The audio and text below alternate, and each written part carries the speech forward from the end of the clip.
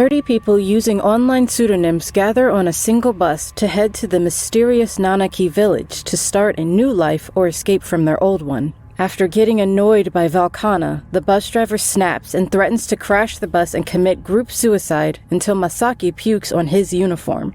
At a rest stop, a woman named Koharun appears to guide the bus group to a bridge shrouded in fog that supposedly leads to the village. Valkana yells at the bus driver to keep moving forward as the path narrows until the bus itself tumbles off a short cliff. The group decides to abandon their wallets to pay the driver for his trouble and continue along until they reach the village. However, the village is completely abandoned with dust covering everything as if no one had used the houses in a year. While searching through a house, Yotsun decides to try to seduce Masaki, dragging her away from the main group. The bus driver reappears and decides to join the group in the village, as others wonder where Yotsun and Masaki went. The group forms a search party to find the missing members, Yotsun and Masaki, but find what seems to be a large bear.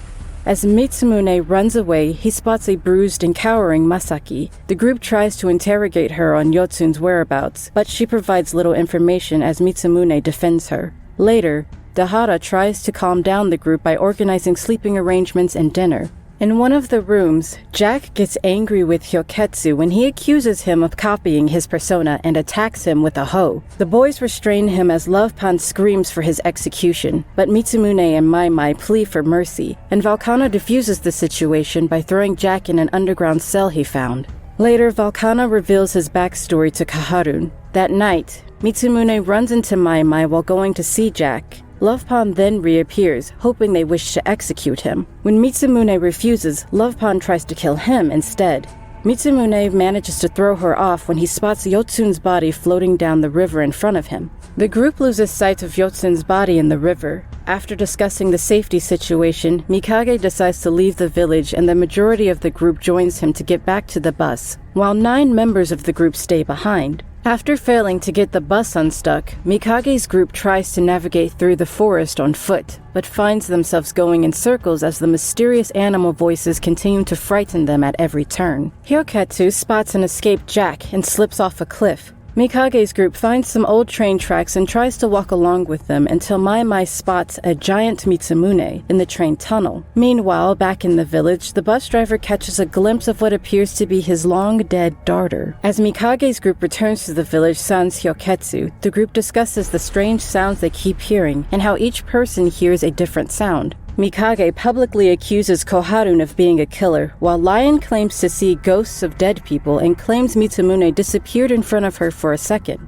The group also discovers Jack's cell empty with a broken lock but are unsure of who let him out. Mikage gathers Nyanta, Jikoku, and Lovepan to help him interrogate Mitsumune, who he suspects of somehow being involved. That night, Lion tells Mitsumune she can't see dead people, but walks away muttering that she can sense when people are about to die. Mitsumune is captured by Mikage's partners and thrown into the cell, but before Lovepan can torture him, Masaki sets a fire to distract Mitsumune's captors before busting him out. As she is about to reveal some information to him, Mitsumune spots a giant beast that he calls Tokimune. Masaki and Mitsumune flee from the giant monster, while Mikage's team confirms the fire was a controlled burn meant to distract them. Suddenly, one by one, their fears take on the shape of giant beasts as flashbacks reveal their tragic pasts. Lovepan had a harsh childhood with a corrupt monk who abused her and her mother. Nyata was relentlessly bullied by other schoolgirls and tied down underneath the beehive after she got back at them. Jikoku trained for months to become a JGSDF ranger, tried having silicone injected into his head to pass the height requirement, but still failed the initial exam. Mikage was an ambitious manager at a toy train company who made a big mistake that caused his peers to laugh at him. As the group brings Mikage's team back to the village, Koharun talks about an old news article she found, reporting Masaki as missing years ago. Mitsumune falls off a short cliff and briefly flashes back to the past where his twin brother Tokimune died trying to show off to him. In the hospital, Mitsumune's mother refused to believe Tokimune was dead, and the family kept using Mitsumune as a stand-in for him. When Mitsumune regains consciousness, Masaki leads him to a train tunnel that she claims will lead him back to his past life. But he must face his own monster first. However, the monster punches him back. Mitsumune then wanders back to the village, where the rest of the group is convinced that Masaki is a ghost. Later, the group captures Masaki and ties her up to a post, thinking her death will stop the monsters. Mitsumune tries to stop Hayato and the others from cutting her when Masaki decides to tell everyone the truth. Masaki tells the group a story of how she first found Nanaki Village in the past with her cousin Neiji, who saw a beast that she could not. She claims to have fallen off a cliff and then awoke near a highway, later joining the bus tour to find Neiji again. However, the others interrogate her about the discrepancies between her story and the newspaper article that says she went missing and was never found. The crowd tries to kill her again until the bus breaks through a fence and the driver reappears, taking Masaki and Mitsumune with him, along with Hayato, who had gotten stuck in the door as it closed. While the group tries to figure out how to catch the bus, the driver begs Masaki to summon his daughter, convinced she is a ghost. Later that night, Nanko and Lion chat with Mai Mai by the river about recent events. Valkana and Koharun sneak out to test their theory when they find themselves under arrow attack by a fearful Hyoketsu.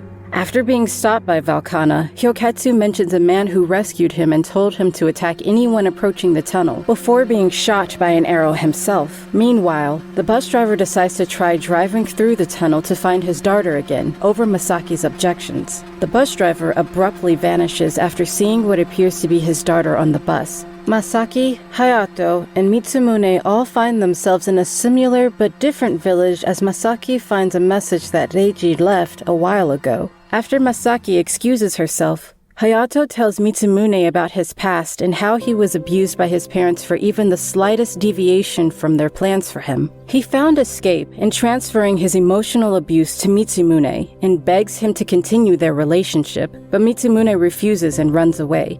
Mitsumune runs into Valkana and the two encounter their monsters, but Mitsumune's monster appears a lot smaller than before as he chases it over a cliff.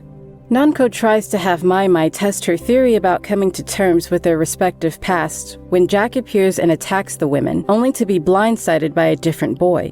Later, Mitsumune awakens in an unfamiliar room. Mitsumune wakes up in a hospital where he is surprised to discover his dad referring to him by his real name. After chatting with his dad, he heads to the roof of the hospital to find Yotsun telling him they were both saved by God. The God in question turns out to be Professor Kamiyama. Elsewhere, Nanko, Mai Mai, and Lion find they were saved by Masaki's ex-partner Reiji. Kamiyama and Reiji tell their respective groups about how Nanaki Village preys upon the dark secrets hidden within people's deepest psyches, the Nanaki, and only by facing them can they return to the real world. But abruptly cutting off the Nanaki within will lead to problems with their real bodies as well.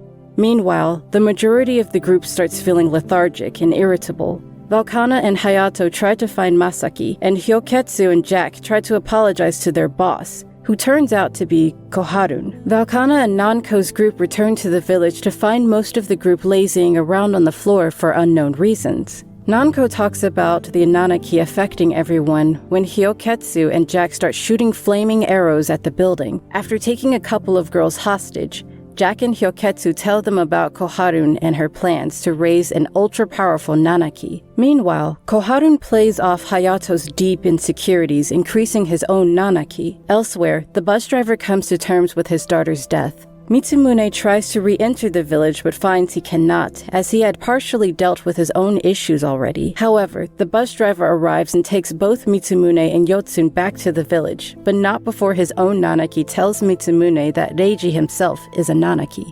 Suddenly, the driver disappears again, forcing Mitsumune to crash the bus in the forest where Mikage and Love Pond have hunted down Masaki, still seeing her as a witch. As Mitsumune gets off the bus, a giant, scaly Nanaki appears in front of the group.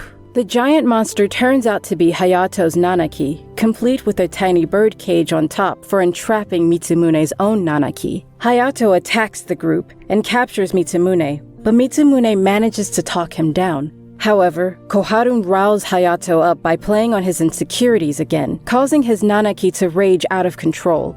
While the group tries to run back to the village, Koharun chats with Kamiyama on a two-way radio. She turns out to be his daughter, looking for a way to revive his Nanaki to stop his rapid aging by creating a super powerful Nanaki with the bus tour, though Kamiyama asks her to leave him be. Meanwhile, Hayato decides to face his Nanaki head-on and both of them disappear.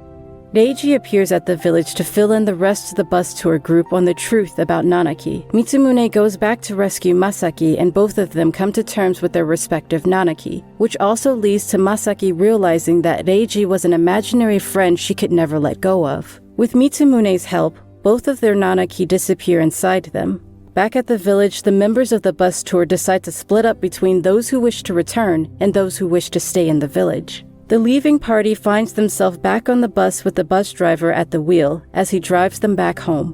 Thanks for watching. If you enjoyed it, be sure to let us know by leaving a like. Subscribe for more stories and check out other stories here. And if you like anime, you just might like video games too, so please be sure to check out my personal channel, Good Vintage Gaming. Hope to see you there.